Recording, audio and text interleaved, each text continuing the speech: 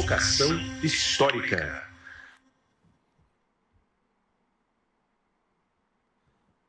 Olá, olá, para todo mundo que está entrando aí. Está começando mais um Provocação Histórica, ao vivo pelos canais do Instituto Conhecimento Liberta, em todas as plataformas pós-pandêmicas e virtuais desse nosso mundo, vocês sabem, invariavelmente cheio de guerras. Está começando mais um Provocação Histórica, ao vivo também pelos canais do Edu Moreira e pelos canais da Pop TV Rio Grande do Sul. Senhoras, senhores, a essa altura vocês já sabem, eu sou o Lindenay Pareto, um historiador e um professor de história num Brasil e num mundo que tem um intenso, violento e virulento passado pela frente. E toda quarta-feira estou aqui com vocês no Provocação Histórica para poder narrar um pouco os demônios do passado que permanecem no presente e, ao mesmo tempo, tentar expurgar esses demônios autoritários do passado mundial. Senhoras e senhores, vamos curtir, vamos compartilhar, vamos fazer viajar a palavra da história e a crítica do Provocação Histórica por todos os cantos do mundo. E para exatamente discutir esses demônios do passado que permanecem no presente, podem, como diz meu amigo violeiro, botar reparo. Toda a história contemporânea, desde a Revolução Industrial, está às voltas sobre o controle, sobre as questões que controlam a saúde pública nas cidades, por exemplo. Ou seja, mecanismos do sanitarismo higienista que aos poucos passa no mundo urbano, sobretudo industrial, a pensar em estratégias, por exemplo, para combater as doenças. Obviamente que, ao mesmo tempo, parte dessa elite sanitarista dos séculos XIX e parte do XX acabaram fazendo isso em função também de excluir os indesejados. Mas é evidente que ao longo do século XIX e sobretudo no século XX se constituiu uma política pública de higiene e defesa sanitária fundamentais para a existência da vida humana nas cidades. E é por isso que, para pensar nisso tudo, eu tenho aqui uma convidada absolutamente especial e brilhante, e que foi, durante a pandemia, uma voz contundente denunciando a gestão genocida da pandemia pelo governo de então, o governo Jair Messias Bolsonaro. Senhoras e senhores, recebam aqui no palco do Provocação Histórica a professora da Faculdade de Saúde Pública da USP, vice-diretora do Instituto de Relações Internacionais também da Universidade de São Paulo, Deise Ventura. Seja muito bem-vinda ao Provocação Histórica, minha querida. Muito obrigada. Eu que agradeço a oportunidade.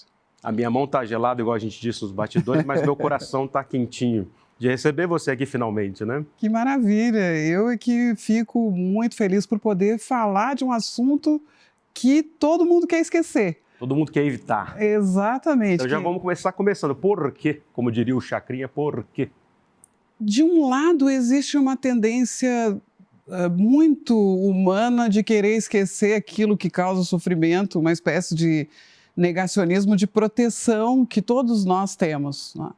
Mas não, é muito mais do que isso. Existe uma tentativa deliberada de fazer esquecer violações de direitos, crimes que foram cometidos durante a pandemia de Covid-19, e existe também uma grande omissão do Estado e de setores importantes da sociedade que parecem ter esquecido os determinantes estruturais que causaram o efeito terrível da Covid-19 no Brasil. Não somente no Brasil, isso acontece também em outros países, mas o nosso caso foi muito particular pelo tipo de governo que nós tínhamos na esfera federal.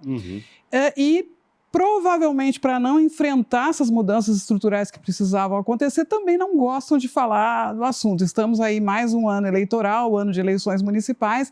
Lembrar do que aconteceu não é agradável para muita gente, né? Então, existe uma necessidade de nós lutarmos contra esse esquecimento, assim como outros fenômenos históricos que tu mencionaste. O risco para nós de que isso se repita é enorme se nós não tivermos coragem de falar do assunto. Exato, melhor explicação impossível, né? Deise Ventura aqui no Provocação Histórica, ao vivo conosco aqui, e a gente costumava dizer antigamente, é uma catedrática da Faculdade de Saúde Pública que conhece há muito tempo, fez tese sobre isso, inclusive fora do Brasil, pensando as pandemias. Então, muito antes da gente imaginar que a gente ia viver alguma coisa muito parecida ou pior que a gripe espanhola, né? Você estudava, por exemplo, a gripe H1N1, né? Então, acho que vale, Deise, para o nosso grande público, pensar, afinal, o que são pandemias e por que elas são aceleradas no fim das contas, pela brutalidade do capitalismo, né?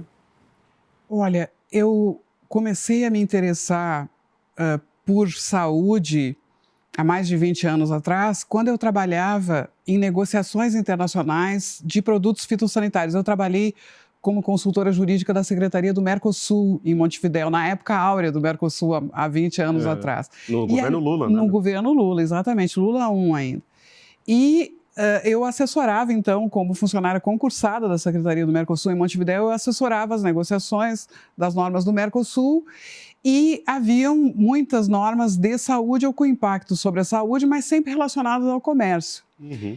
E ali eu conheci essa grande família de especialistas em saúde, fui me encantando, comecei a escrever sobre isso.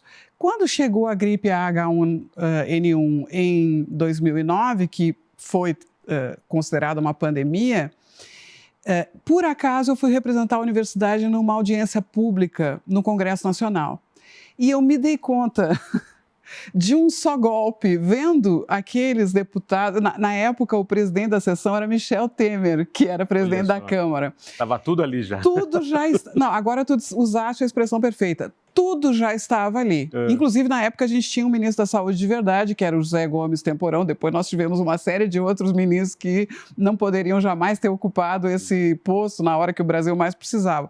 Mas naquela época a gente tinha um ministro, houve uma discussão efetiva e eu saí de lá em agosto de 2009 absolutamente desesperada, quase sem dormir, pensando que se aquela gripe se desenvolvesse, seria algo devastador para o Brasil, e aí comecei a estudar,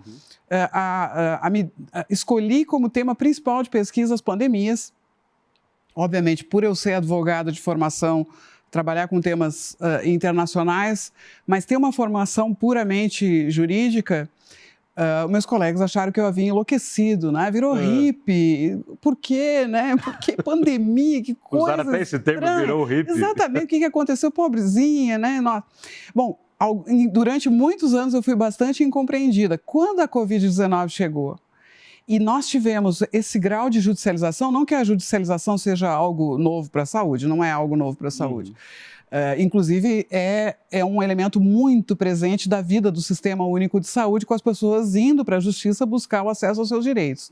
Agora, o que nós vimos durante a Covid-19, realmente nunca tínhamos visto em termos de judicialização da saúde, e foi algo fundamental. Tu vais lembrar aquela decisão do Supremo Tribunal Federal, histórica, que permitiu aos governos estaduais e municipais adotar medidas de contenção da Covid-19 e salvou centenas de milhares de vidas. Mas tem essas grandes decisões do STF e tem as pequenas. Teve gente que abriu a academia de ginástica com uma liminar, outros abriram concessionária de automóveis. Né? Tudo se judicializou.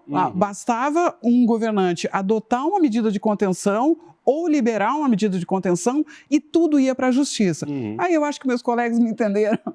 Entenderam, tem tudo a ver pandemia e direito, né? E o que é curioso é que o que me preocupava inicialmente eram as violações de direito que seriam cometidas no sentido de conter a doença. Então, desde o início da pandemia, eu e Fernando Ait, que é um grande especialista de direito da saúde, quando começou a pandemia de Covid-19, nós pensamos, olha, um governo autoritário vai aproveitar a pandemia para fechar o regime e adotar medidas que vão representar violações importantes dos direitos humanos.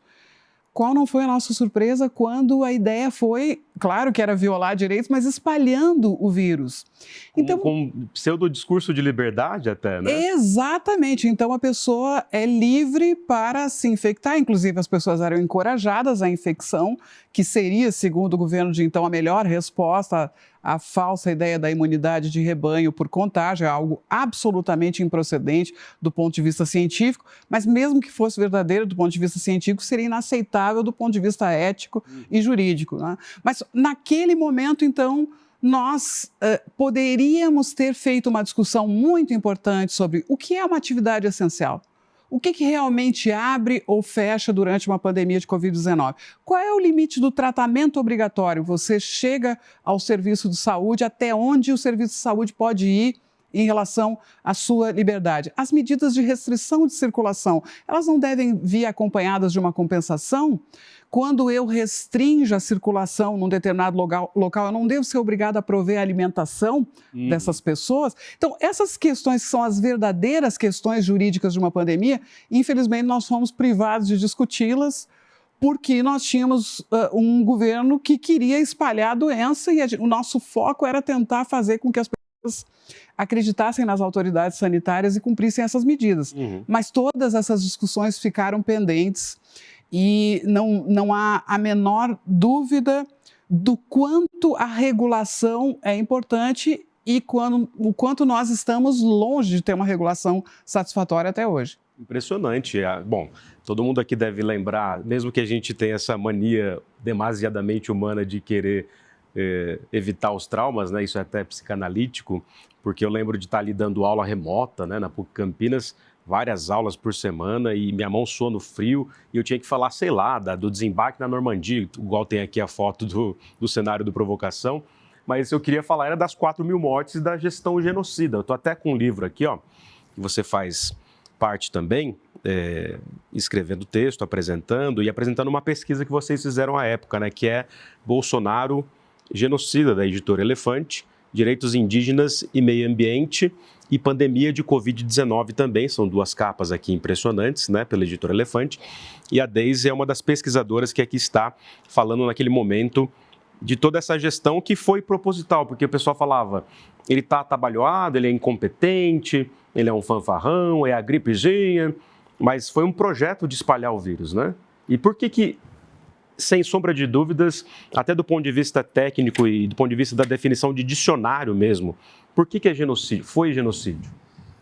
Olha, eu acho que eu vou começar falando sobre esse livro que foi uma iniciativa cidadã da editora Elefante. Nesse momento, nós encontrávamos pouquíssimo espaço para falar sobre essas questões. Foi só depois da crise em Manaus, no início de 2021, que a grande imprensa começou... Um ano depois. Exatamente, que a grande imprensa, que com certeza teve um papel importante no sentido de disseminar dados, informação confiável e tal, mas não dizia que era intencional a disseminação do vírus. Ninguém tinha coragem de começar a dizer. Quando nós vimos aquelas imagens de Manaus e vieram à tona as notícias sobre o aplicativo que o Ministério da Saúde estava fazendo para prescrever cloroquina para as pessoas, a inépcia em relação à aquisição de oxigênio, houve uma janela. E nessa janela se destacou uma grande jornalista brasileira, que é a Eliane Brum, que teve coragem, à época ela estava no Eu País, e ela teve coragem de fazer uma reportagem sobre a nossa linha do tempo. Né? O que era a nossa linha do tempo? É incrível que ninguém tivesse feito isso antes. Mas nós já vínhamos em entrevistas, em artigos, nós já vínhamos dizendo, olha, esse vírus está sendo intencionalmente disseminado e é uma atuação coordenada dos diferentes ministérios. O presidente é o cabeça, por certo. O presidente da República destituiu o Ministério da Saúde da coordenação da resposta à pandemia já em abril, maio de 2020. Houve um deslocamento da cadeia de mando dentro do governo federal. Mandetta, né? O Mandetta... a regulamentação que existia dentro do Ministério da Saúde determinava que a coordenação da resposta às emergências, porque nós tínhamos regulamentação para tudo isso já que não foi respeitada, tinha uma institucionalidade.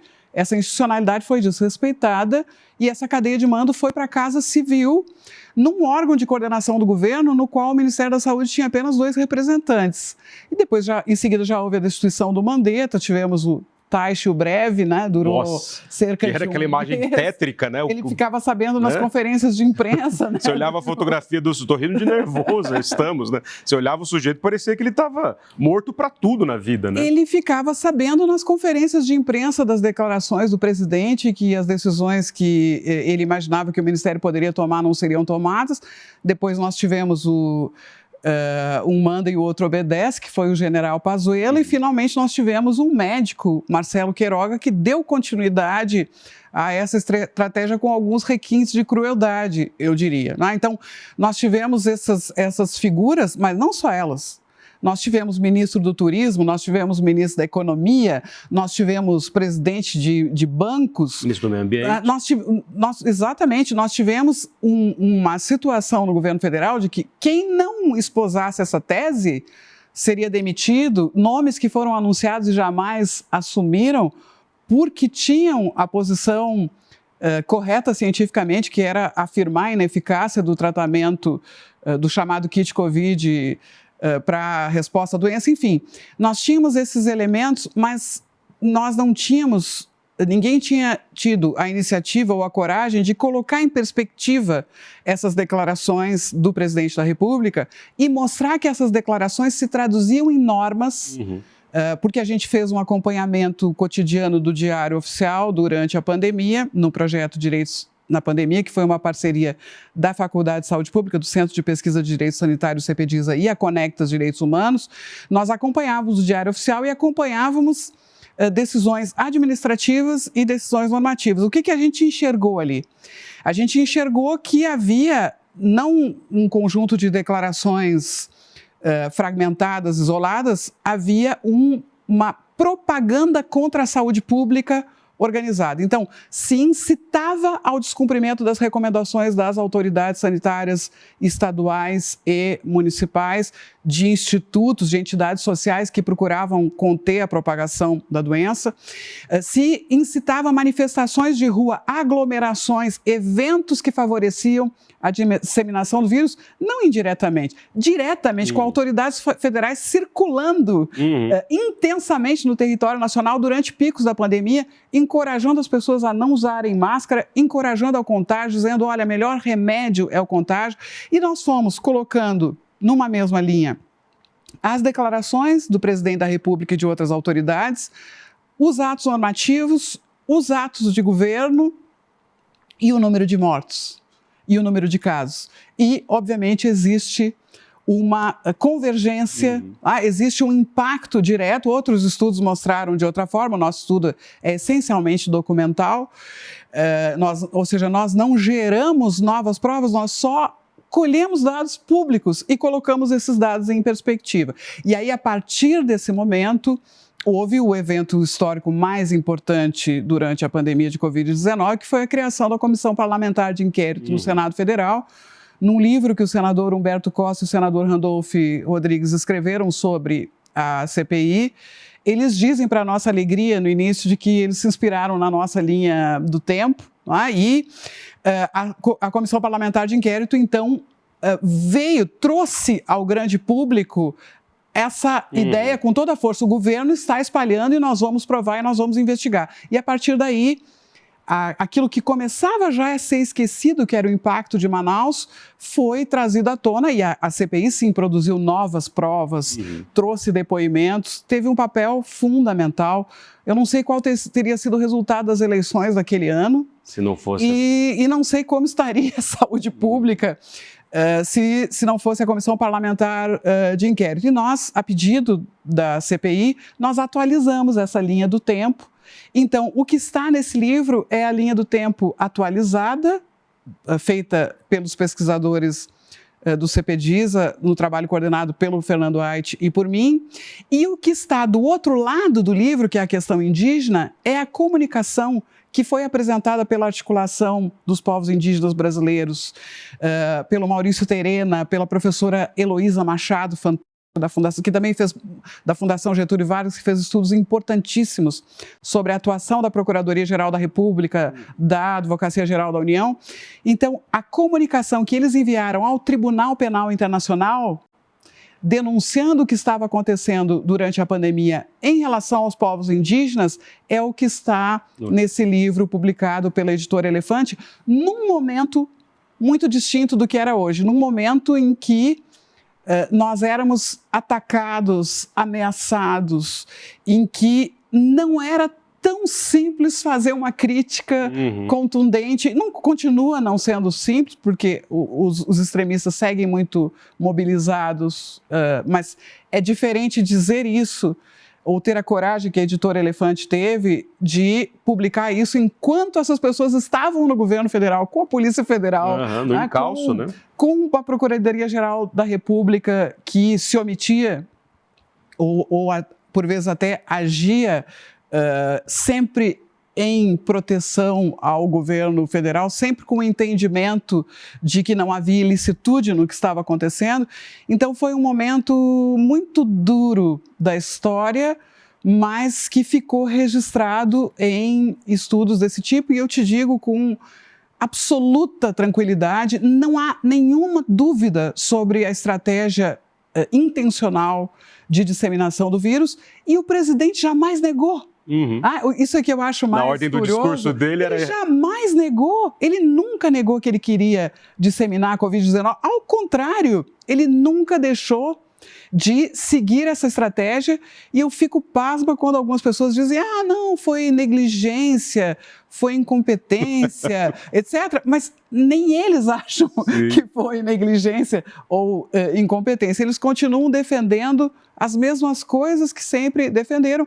Claro que diante da justiça ou diante da CPI, a depender do público, eles fazem ligeiras adaptações do discurso, mas a ideia permanece a mesma, de que nós não devemos sacrificar a economia para proteger a saúde pública, de que só interessa dentro da ciência aquilo que corrobora os postulados que essas pessoas defendem. Então, há um uso seletivo e cada vez, diga-se de passagem, mais limitado da ciência por esse grupo político que, infelizmente, ainda é tão grande no nosso país. Nosso país e no mundo. Senhoras e senhores, uma aula, jovens do Brasil, uma aula impressionante da professora Deise Ventura, aqui no Provocação Histórica, professora da Faculdade de Saúde Pública da Universidade de São Paulo e também vice-diretora do Instituto de Relações Internacionais da USP, uma vez que é doutora em Direito Internacional também.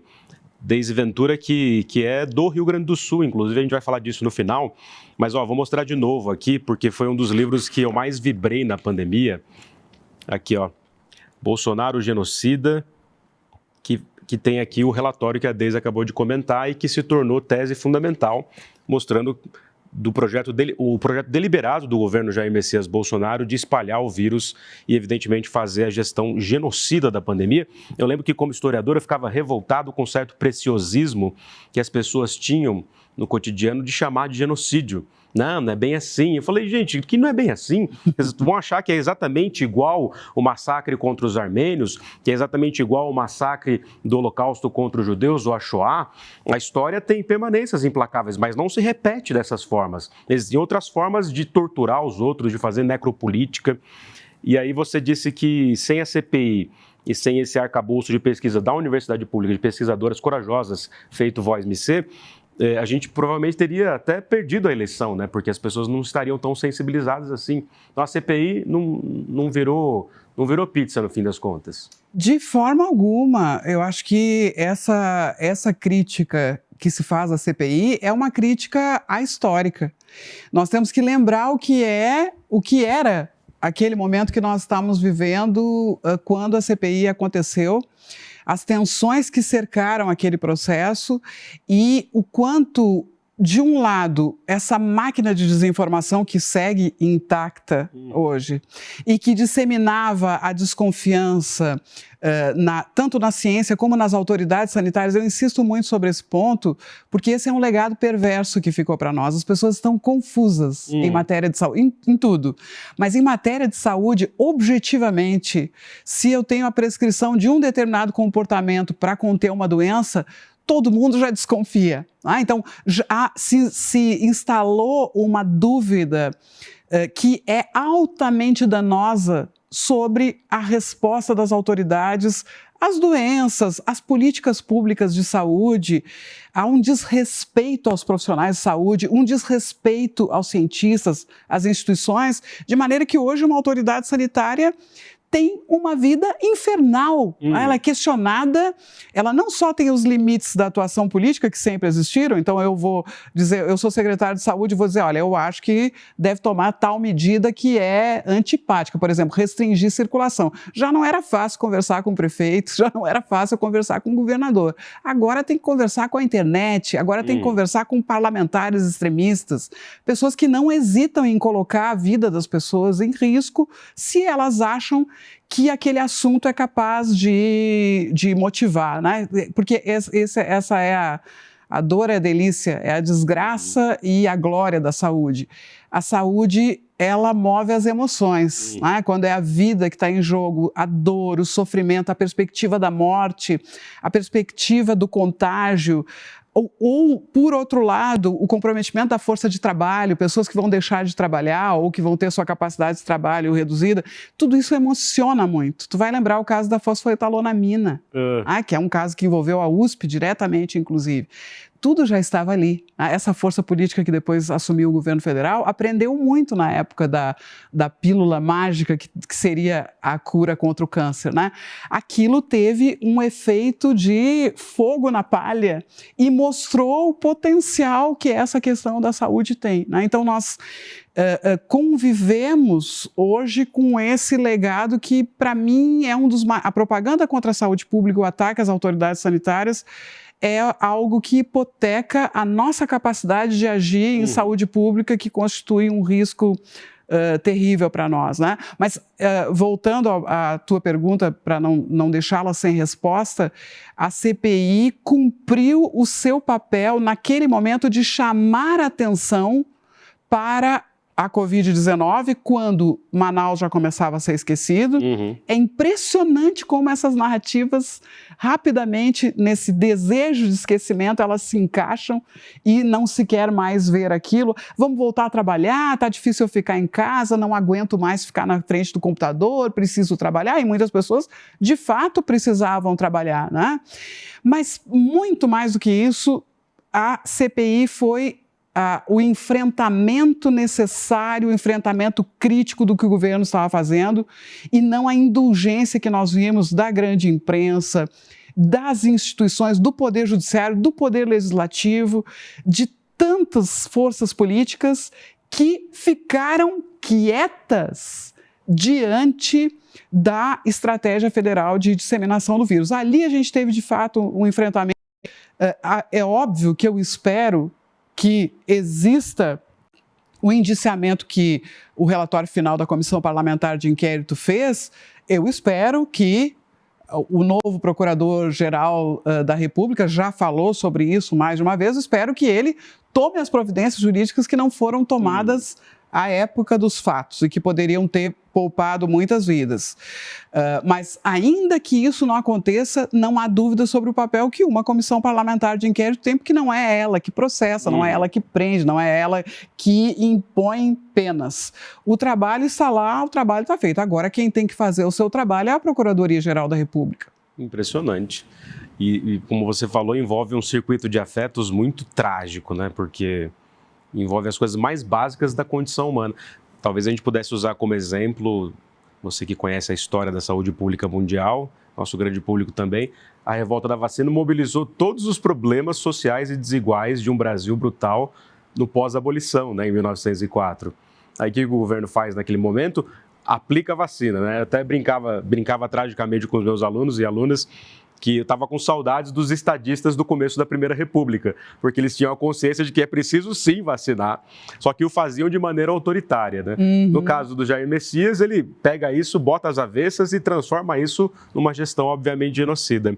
Mas sabe o que me vem à cabeça aqui, pensando que essa não foi nem a primeira e provavelmente nem será a última pandemia de alguma doença impressionante e devastadora, né? Uma guerra da humanidade contra o meio ambiente e o meio ambiente respondendo.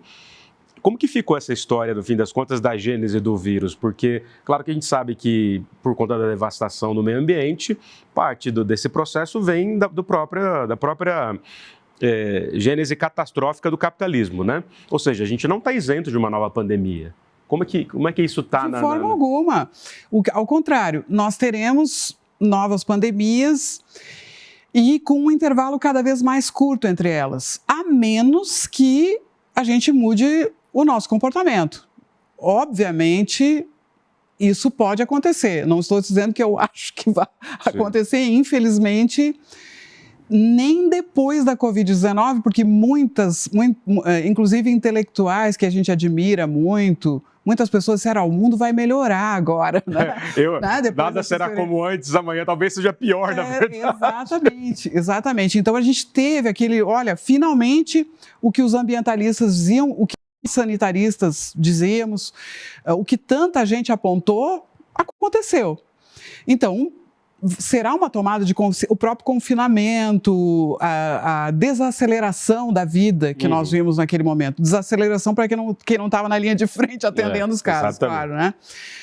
Mas o fato é que, o que a gente tem? De um lado, a gente tem, em razão da indústria da alimentação, da produção de alimentos de origem animal, nós temos o confinamento de grandes populações de animais, de hospedeiros, na verdade. Esse confinamento e as condições em que acontece esse confinamento favorecem o salto, né? O que a gente chama de spillover, aquilo que vai fazer com que a gente tenha, inclusive, mutações de vírus. Nada disso é novidade ou inédito, mas nós temos condições que muitos especialistas vão qualificar como se fosse uma espécie de playground que nós criamos de patógenos, né? Então, essa forma de produzir o uso de antibióticos de uma forma descontrolada, o desmatamento que faz com que muitas populações avancem em áreas que até então eram ocupadas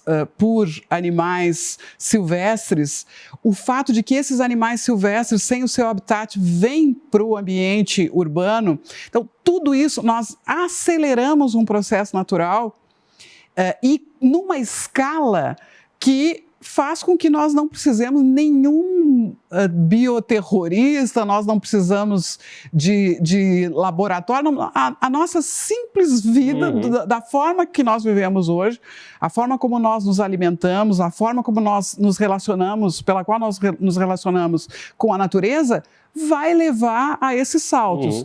Nós não sabemos exatamente quando, onde e qual o vírus ou qual a mutação, mas se a gente for conversar com cientistas que trabalham com isso, nós vamos ver, assim como em relação ao coronavírus, nós tivemos diversos artigos, apresentação de projetos de colegas que sabiam e que imaginavam que seria da família do coronavírus, não podiam saber que seria o SARS-CoV-2, mas sabiam que aquela família de vírus tinha vocação a passar por esse processo e, infelizmente, não tiveram esse financiamento, não foram escutados, como é uma história comum entre acadêmicos e entre cientistas. Mas, enfim, nós podemos prever, existe não uma previsibilidade direta, mas existe uma previsibilidade sobre quais são as famílias com maior vocação e existe principalmente um conhecimento do que a gente tem que fazer se a gente quer realmente que não aconteçam novos episódios. Parar de desmatar, enfrentar as mudanças climáticas. As mudanças climáticas têm a ver com isso também, com esses possíveis saltos. Mudar a forma de produção dos alimentos, ter políticas públicas de saúde que apostem na prevenção, formas dignas de moradia, saneamento básico. Eu não estou te dizendo nenhuma novidade, né? Essa nossa forma de vida leva à extinção da espécie humana. Isso para nós na saúde é uma coisa óbvia, é absolutamente tranquila. Ululante, como diziam. Exato. Agora, a questão é, quando acontecer de novo e não vai demorar muito, a gente está preparado ou a gente não está? E eu não tenho nenhuma dúvida de que nós estamos totalmente despreparados, porque nós não fomos capazes de aprender com o que nos aconteceu. O fato de nós termos, agora falando especificamente do Brasil, de nós, em primeiro lugar, continuarmos com o subfinanciamento crônico do Sistema Único de Saúde, que é a melhor resposta. A melhor resposta às emergências, às pandemias, é ter um sistema de acesso universal com capilaridade em todo o território nacional, com gente que sabe trabalhar em rede, com gente preparada para atuar. Isso poucos países têm, nós temos. Como se explica que ele continue subfinanciado? Como se explica a continuidade das altas isenções para planos privados de saúde que, diga-se de passagem, sequer atendem de forma satisfatória os seus contratantes, não é?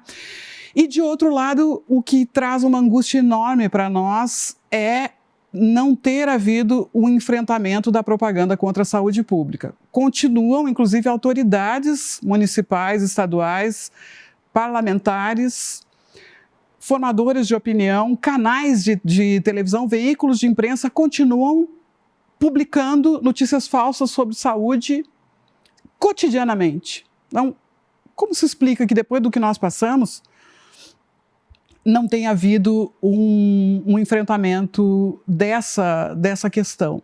Por que as autoridades sanitárias não foram fortalecidas? Então, as preocupações são muitas, mas eu te trago duas que eu acho que são as mais chocantes para nós. Uhum. E esse Brasil, aparentemente, ou estruturalmente, o Brasil parece ser o lugar do mundo que ensina ao resto do mundo que é fazer uma boa no sentido péssimo, né? Uma boa necropolítica desde sempre, né? Desde o tráfico de africanos ao extermínio dos indígenas, passando por um Estado estruturalmente autoritário e violento, né? Quer dizer, e aí a gente nunca teve, desde a ditadura, você que é pesquisadora da justiça de transição, de direitos humanos e imigração, o Brasil nunca teve, né, um grande julgamento que envolva desde os torturadores da ditadura até os genocidas, ministros e participantes do governo Bolsonaro e o próprio Jair Messias, que faça um grande tribunal, digamos assim, de Nuremberg para esses fascistas, no fim das contas, né? E você acha que Jair Messias será preso? Ele vai ser preso por joias, mas não por ter matado gente? Joia é mais importante do que gente? Eu vi muitas pessoas que eu quero bem e respeito dizerem o que importa é que ele seja preso, não interessa se é por uma joia ou porque... ou por um episódio de corrupção ou de tantos crimes que, infelizmente, foram praticados durante esse período. Mas me parece absolutamente inaceitável que não exista nenhuma resposta do Estado brasileiro e da sociedade para um governo que adotou uma estratégia de disseminação de uma doença infecto-contagiosa num momento de pandemia. Isso me parece um precedente desastroso, absolutamente inaceitável, porque a gente poderia sintetizar os tipos de resposta desastrosas à pandemia em dois grandes modelos. Um modelo autoritário que aproveitou a pandemia para restringir direitos, para prorrogação de mandatos no poder, para excepcionalidade, né, que era o que nós temíamos que acontecesse no Brasil, e um outro grupo que deixou ocorrer uma seleção natural, entre aspas, ou seja, são os mais frágeis mesmo, que o nosso ex-presidente disse isso muitas vezes, né? O Trump disse. Idosa, a pessoa é idosa, ou alguns comemoraram na área da Previdência, né, que haveria uma redução de gastos, entre aspas, com a Previdência Social. Então, são aquelas pessoas que têm comorbidades, são as pessoas mais frágeis, infelizmente, né? O presidente incitava o tempo todo, não tem que ser valente, tem que enfrentar, ou alguns diziam, se você tem uma proteção espiritual, não vai acontecer com você, né? Aí toda essa atuação criminosa contra a vacinação, que nós estamos pagando até hoje também na queda dos nossos números de imunização. Nós tivemos governadores no início desse ano que buscaram desvincular a matrícula na rede de educação da apresentação do comprovante vacinal. Isso é um dano maior à saúde pública. Também não aconteceu nada com eles, né? Então ficou barato praticar crimes contra a saúde pública. Esses crimes não foram apurados. Então eu espero realmente que eles sejam apurados, porque é a vida de cada criança, é a vida de cada idoso, é a vida de cada um de nós que está em jogo quando eu deixo uma autoridade retirar a máscara de uma criança, arrancar a máscara de uma criança que está no seu colo, quando eu tolero que autoridades organizem motociatas, comícios no momento de pico de epidemia, né? Então, essas questões, é preciso que a gente resgate o passado e diga de novo para o Estado e para a sociedade, isso não é admissível. Nós não vamos tolerar que dentro da saúde pública aconteça isso. Vocês façam o discurso que vocês quiserem fazer, mas nós não vamos deixar as pessoas morrerem, adoecerem, inclusive gerando um custo importante para o sistema da saúde, tanto do desgaste dos profissionais, como de investimentos mesmo financeiros no sistema, porque simplesmente se deixou fazer da saúde pública propaganda, fazer da saúde pública um material eleitoral de quinta categoria, né? Que é o que essas pessoas fazem, que continuam até hoje defendendo o uso de substâncias ineficazes para doenças, que continuam contestando políticas públicas, como a questão dos direitos sexuais e reprodutivos, como a política de drogas. Tudo isso fica baratíssimo. Isso, no meu entendimento, não pode continuar. Impressionante. Deise Ventura, professora da Universidade de São Paulo, da Faculdade de Saúde Pública, mas também vice-diretora do Departamento de Relações, do Instituto de Relações Internacionais da Universidade de São Paulo. Deise, ouvindo você aqui, aprendendo e reaprendendo também nessas dores todas que a gente viveu, eu fico pensando, entre outras coisas e causas, que a gente tem, teria todas as condições no mundo de fazer uma outra coisa, né? Com certeza. Mas aí você trouxe essa definição que, no fim das contas, diz assim, né? O capitalismo é o próprio bioterrorista.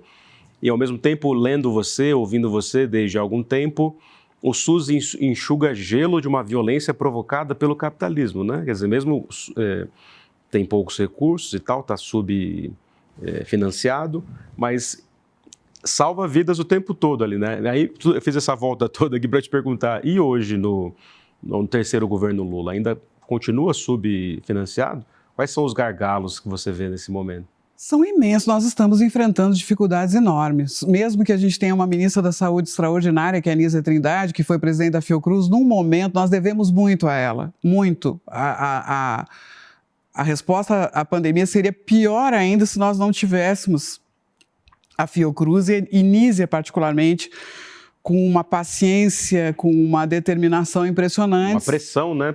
Que viveu visitas de militares sucessivas às instalações da Fiocruz, um dia ela vai contar isso que aconteceu, tenho certeza, mas apesar disso, nós temos um contexto muito difícil dentro do setor da saúde no Brasil. Primeiro que o governo encontrou um ministério destruído, o Ministério da Saúde foi militarizado, os técnicos com anos de experiência foram ejetados durante a gestão Bolsonaro. Nós tivemos um número enorme de cargos técnicos cruciais que ficaram com militares cujo critério de seleção era a fidelidade à estratégia do governo. Então, uma mortandade desse tamanho não se faz com poucas pessoas. Muitos participaram desse processo e por isso que a gente precisa fazer com que a verdade venha à tona. Mas tu, como historiador, vai me entender melhor do que ninguém. O Brasil tem um sistema de saúde muito melhor do que o próprio Brasil. O Sistema Único de Saúde, na sua competência, na sua estrutura em rede, no seu esquema federativo, nos mecanismos de participação social, nos seus princípios, ele é muito avançado. Nós somos invejados. Com isso eu não quero dizer que ele não tenha problemas. É óbvio que ele tem problemas, tem limitações, mas tem uma diferença entre ter problemas no acesso à saúde e não ter acesso à saúde. Só ter acesso à saúde quando se paga. E a gente viu isso. Apesar do governo federal, foi o SUS que segurou em todo o território nacional, tanto tentando a prevenção, quando a política deixava, como atendendo, como na assistência. E no meu entendimento, é o grande florão da democracia brasileira, é democracia material, é realmente ter acesso à saúde, não é falar em democracia. Mas é difícil entender como é que um país tão autoritário e violento chegou até aí. Isso tem a ver com a nossa história, com o movimento sanitarista, com muita gente que lutou para que nós tivéssemos isso, mas que, vamos ser sinceros, está perdendo a briga agora, né? Porque a gente tem muito o que lutar, não somente por orçamento, mas por valorização, por recomposição do que foi totalmente desbaratado, reforço das vigilâncias, por exemplo, vigilância ambiental, vigilância sanitária, tem tudo por fazer realmente a tarefa que tem esse governo. Obviamente, esse sucateamento não começou no governo Bolsonaro, começou antes, mas nós precisamos de um verdadeiro movimento político em defesa do Sistema Único de Saúde e não lembrar dele só na emergência, só quando vem o mpox, só quando vem a chikungunya, só quando vem a dengue, os picos de crise. A saúde pública, ela se define pelo que é feito no intervalo entre as emergências e não durante as emergências. Então, nós precisamos estender esse compromisso com o Sistema Único de Saúde ao conjunto da sociedade. E acredito que nós estamos vivendo um momento muito importante em que há claramente um colapso dos planos privados de saúde. Eles continuam com elevadas isenções, mas eles vão expulsando. Tu deves ter notado esse processo, a classe média brasileira está sofrendo, inclusive a classe média alta está sofrendo, e nós estamos por chegar num momento de definição, e eu espero que esse momento seja em que a sociedade opte por um sistema único de saúde mesmo, em que vá desde a classe média alta até a população de baixa renda. E especificamente em relação à Covid-19, eu não queria deixar de te dizer que o Brasil é exemplo não só em relação ao Sistema Único de Saúde, mas a gente teve uma resposta à Covid-19 em muitas comunidades periféricas. Nós tivemos respostas de setores específicos que são exemplos para o mundo inteiro. Essas respostas periféricas têm que ser ouvidas. Nós temos que pensar que quem vai fazer o novo plano de resposta à pandemia, que eu espero que o governo muito breve adote, não são tecnocratas fechados num gabinete. Eu espero que as pessoas sejam ouvidas, principalmente aquelas que tiveram que deixar de vender o seu alimento, o seu produto, a sua roupa, o seu artesanato na rua. Elas não podiam ir com medo de ser infectadas pela Covid-19. Elas também não tinham onde ficar. Se elas seguissem as recomendações das autoridades sanitárias, elas muitas vezes não teriam como comer e alimentar a sua família. Então, para mim, o primeiro assunto, se alguém quer falar sério sobre resposta à pandemia, é falar de alimentação. Essa é a questão número 1. O Brasil fez muita coisa importante, inclusive por meio do Sistema Único de Saúde, identificando famílias em situação de insegurança alimentar. Então, às vezes eu vejo algumas pessoas conversando sobre resposta a emergências e parece que elas não viveram a mesma emergência que eu vivi. Porque se eu não for pensar como é que a comida vai chegar lá naquele lugar, como é que nós vamos fazer para notificar a existência de casos e ter uma resposta imediata. Rápido eu vou concluir que é o Sistema Único de Saúde que pode fazer isso, que é o fortalecimento das unidades básicas de saúde que precisa acontecer. Como é que eu vou organizar a filantropia? Como é que eu vou organizar a ajuda? E aí nós temos exemplos extraordinários, inclusive aqui em São Paulo, Heliópolis, Paraisópolis, outros tanto a Maré, a CUFA. Nós temos, com cada um sem idealizações, cada um com as suas limitações, com essas características, são essas pessoas que precisam ser ouvidas para fazer os próximos planos de resposta à pandemia.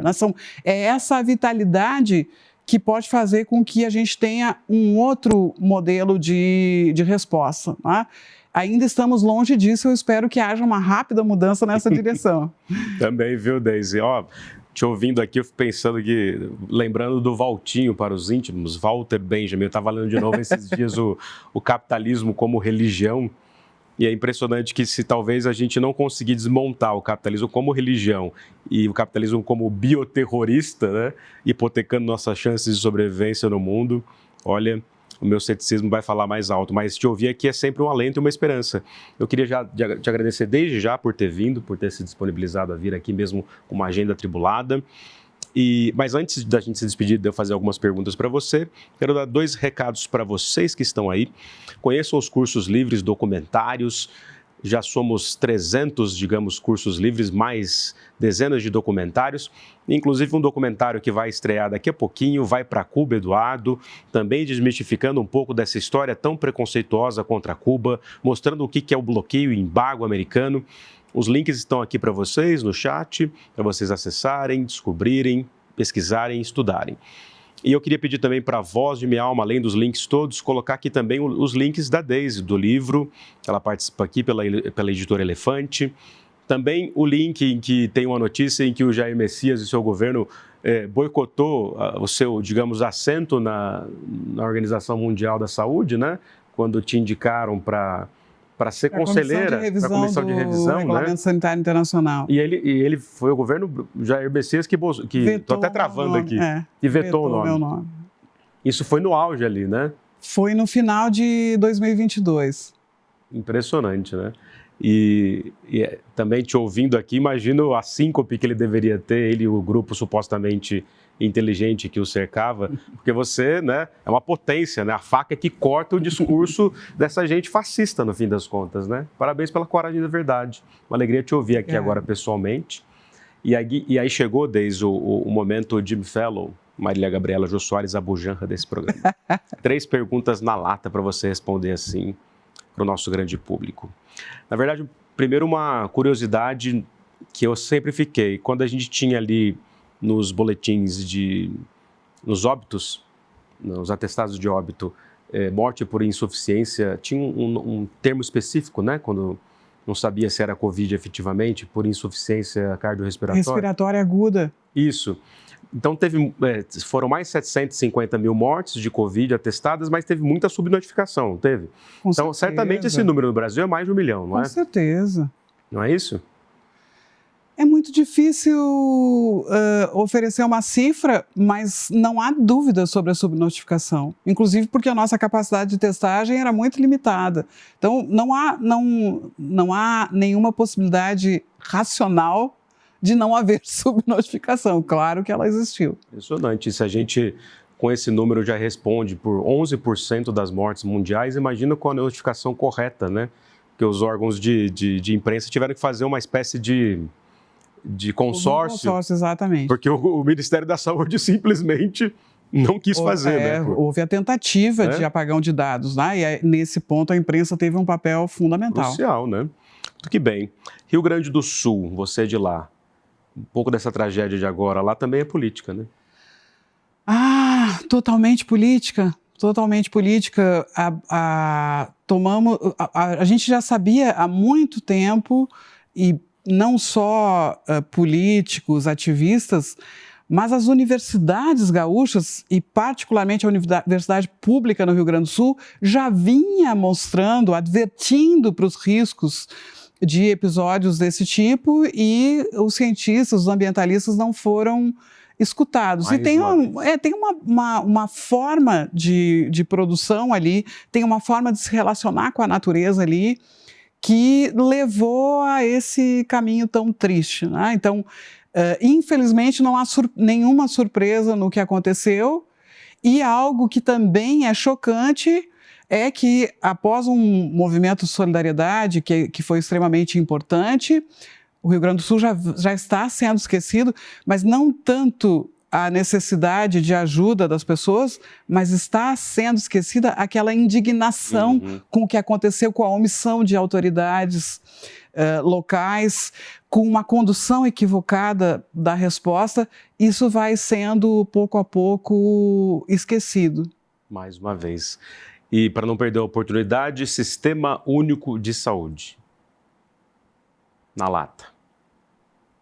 O que é o Sistema Público de Saúde? O que é o SUS? É o florão da democracia brasileira, não tenho a menor dúvida. É o nosso acervo mais importante.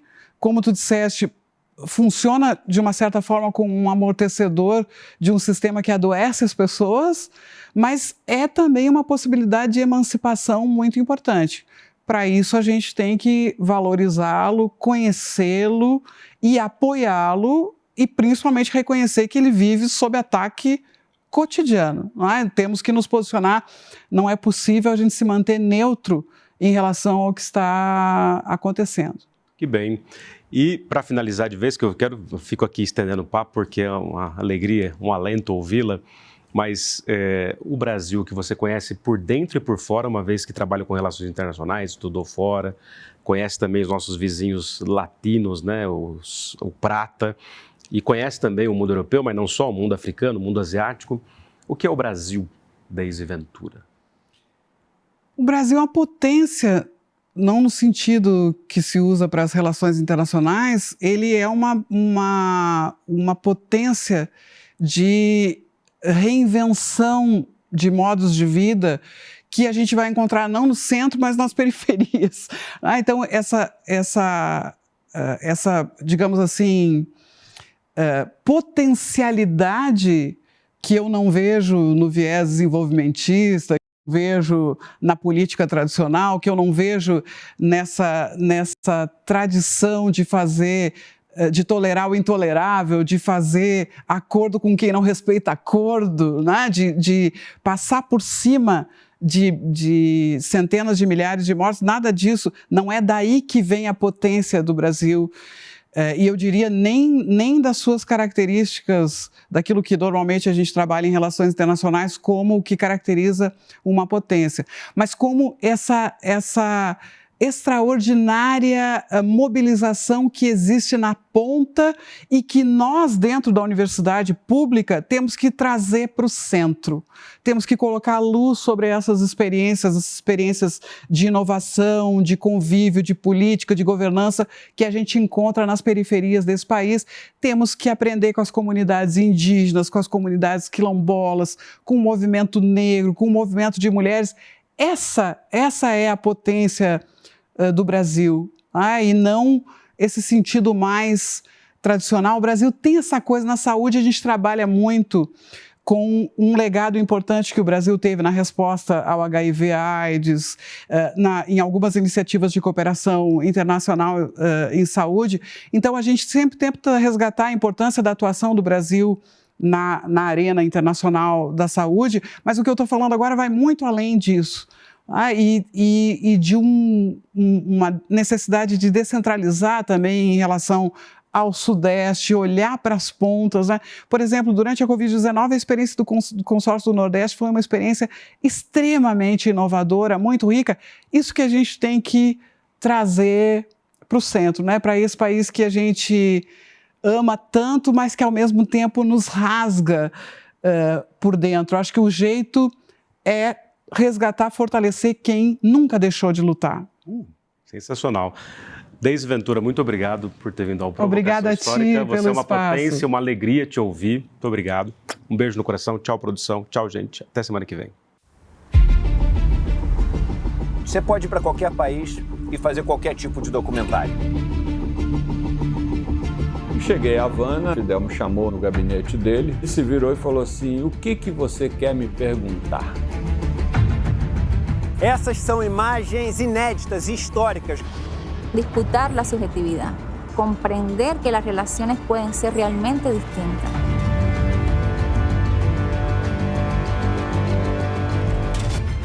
Siempre se habla de los que se van de Cuba, pero no se habla de la mayoría, que son los que se quedan viviendo en Cuba. Porque nosotros tenemos una cultura de la resistencia y de la emancipación, pero hemos generado una cultura de la solidaridad. ¡Patria o muerte!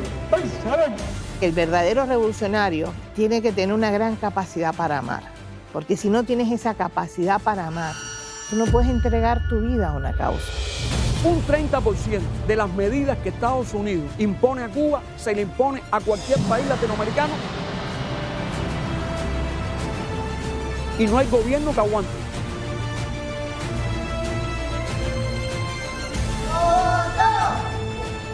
Entrevista com o presidente de Cuba, Miguel Díaz-Canel. Quítenme el bloqueo a ver qué pasa.